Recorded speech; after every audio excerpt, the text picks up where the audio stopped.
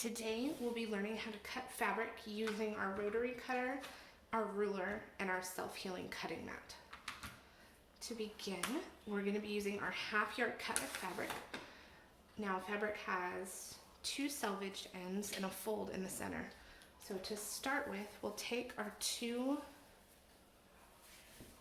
selvages and we want to line them up so that they're flush with one another. Once we do that, we kind of shake it out, and then you'll see on the opposite side from the selvages you have a fold. You'll want to match the two selvages up with the fold. Now you may want to pause the video. I know this takes a minute to figure out. So two selvages matched together is step one. Step two is to match it to your fold. Often I kind of shake it out because there tend to be some tucks in this fold down here. Now if you'll notice, on this cut edge of your fabric, the edges don't line up. That is okay. It doesn't matter if your cut edge lines up. What matters is that your two selvages line up, and then again, that your two selvages line up with that fold. Now, it's time to cut. A common mistake that new sewers make is they try to line their fabric up way down here at the bottom. This doesn't give you enough room to cut. You're gonna be stuck. It's difficult to use your cutter. You might slice your floors, so it's important to cut toward the center of your mat. We're going to choose a couple of lines today to work with, so we'll be using this line here as our base line. You can choose any line you wish, but not one right at the edge. So now we're going to take this fold down here. We're going to be sure it lines up from edge to edge with the bottom. Okay, next, once we do that, we're going to actually move ours over a little bit today. Choose another line to be your beginning line. I'm going to choose, there's a thicker line right through here that I'm going to use, and you want your cut edges, you want every single cut edge to be past this line. So again, measure across the bottom, be sure it lines up with whatever line you chose, and then you want your cut edge to be past your vertical line.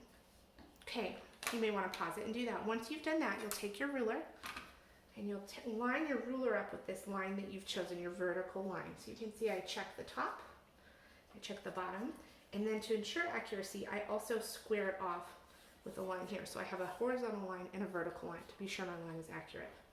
Now you'll take your cutter, you place your index finger on top to apply pressure, and you'll begin at the bottom. You're past your fabric, you're starting here on the mat, and you press firmly as you roll all the way up to the top. Now, a common mistake quilters make, or new quilters make, is they want to go back and forth, back and forth, back and forth, and that will ruin your cut. So you only want to go one direction. My fabric came off, but let's say it was still stuck. I would simply want to come back and do the same cut again. No back and forth, just simply cut this way. So pull it off, be sure it's off. Now, we have a cut edge here that's straight. We still have our straight bottom edge.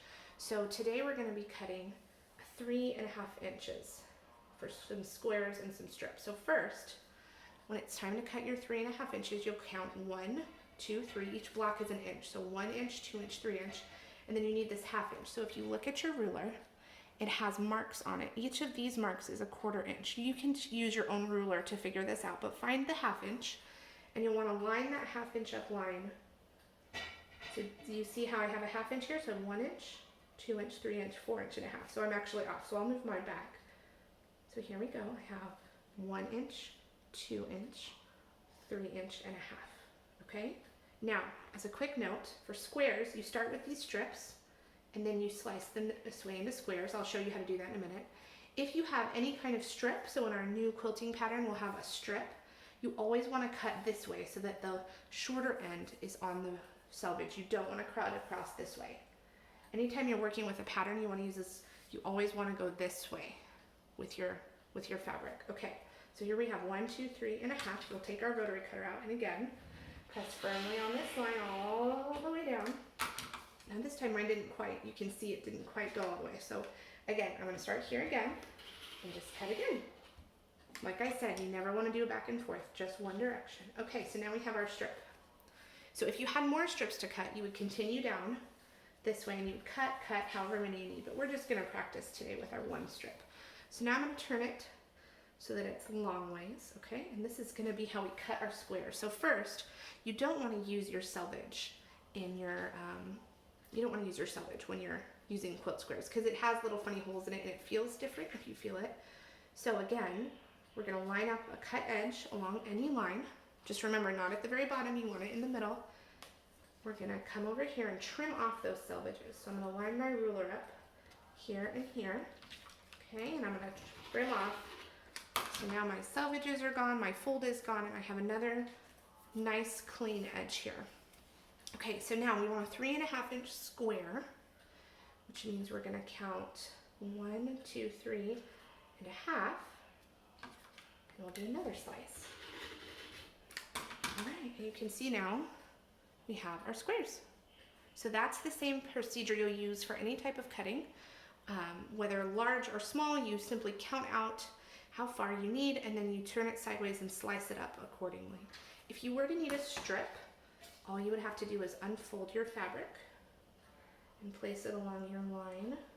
So here I could make a 1, 2, 3, 4, 5, 6, 7, 8, 9, 10, 11, 12. So I actually need a 12.5-inch strip for this. So here's what we're gonna do. I only need one strip, so I'm only gonna use one slice of fabric. I'll start here. I already have my edge, so I'll leave that alone. And we'll count out 2, 4, 6, 8, 10, 12.5. Now I recommend counting twice. 2, 4, 6, 8, 10, 12.5, just to be sure, because you can't really go back and add on fabric you've already cut off. But there's my strip.